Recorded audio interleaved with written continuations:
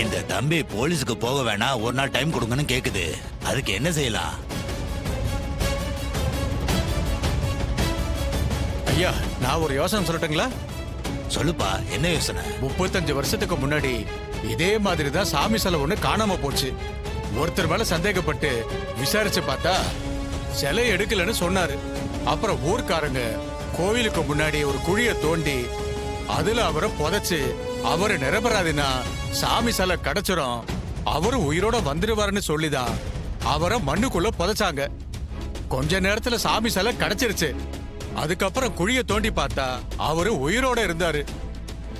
அதனால அவரு திருடலன்னு நிரூபணம் ஆயிடுச்சு.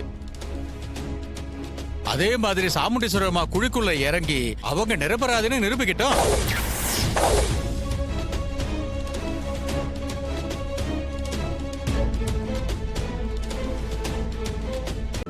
இன்றே டவுன்லோட் செய்து உங்கள் ஃபேவரட் ஷோக்களை என்ஜாய் பண்ணுங்க.